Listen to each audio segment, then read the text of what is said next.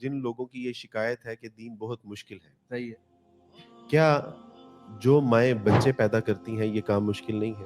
جو مائیں بچوں کو پالتی ہیں کیا یہ کام مشکل نہیں ہے؟ کیا جب بچوں کو نرسری سے لے کے میٹرک تک ایک ٹف سٹڈی پڑھائی جاتی ہے وہ کام مشکل نہیں ہے؟ کیا یہ سارے کام چھوڑ دیتے ہیں؟ صبح 9 to 5 جاب کرنی, بوس کی گالیاں سننی, جھڑکیاں سننی, کیا یہ کام مشکل نہیں ہے؟ کیا آپ اپنا بزنس کرتے ہیں, بزنس کو مینٹین کرنا, کیا یہ کام مشکل نہیں ہے؟ آپ ٹریول کرتے ہیں out of city, out of country, کیا یہ کام مشکل نہیں ہے؟ تو ان ساری مشکلات کے پیش نظر ہم جو ہے وہ کاروبار, بچے پیدا کرنا, ان کو پڑھانا چھوڑ دیتے ہیں.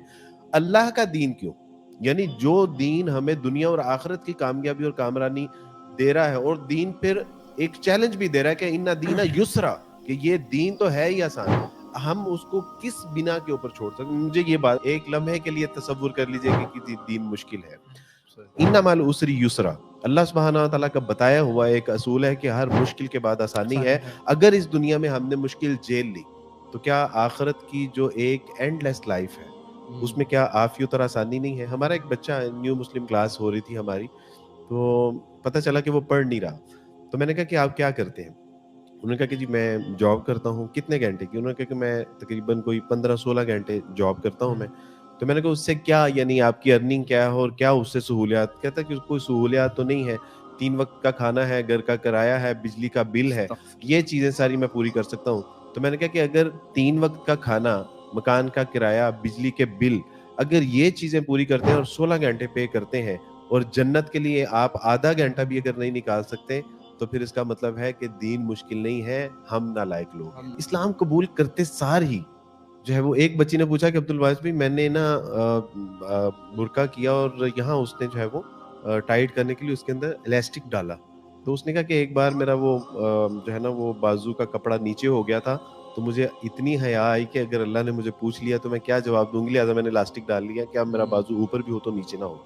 تو میں ان سے پوچھتا ہوں کہ بیٹا جہاں پہ اس وقت معاشرے میں بے پردگی کی ایک طوفان بدتمیزی ہے, تو تم تو اسکول, کالج, یونیورسٹی کی بچیاں تھیں, تم نے ایک دم سے پردہ کرنا شروع کیا تو مشکل نہیں لگتا؟ تو انہوں نے کہا کہ عبدالواس بھائی اب تو کمفرٹیبل زون میں آئے ہیں. اچھا. کل ایک بچی کے ساتھ پروگرام تھا, اس نے کہا کہ عبدالواس بھائی میں نے جو ہے وہ میٹرک اس کے ساتھ, میٹرک میں نے بے پردگی میں کیا, ایف اے میں نے بے پردگی میں کیا, جب اسلام قبول کیا ایم فل اور پی ایچ ڈی میں پردے میں کر رہی ہوں, تو اب میں کمفرٹیبل زون میں ہوں, اب میں ہوس زدہ جو نگاہیں ہیں ان سے بچاؤ میں ہوں, اب میں پروٹیکٹیو اپنے آپ کو فیل کرتی ہوں.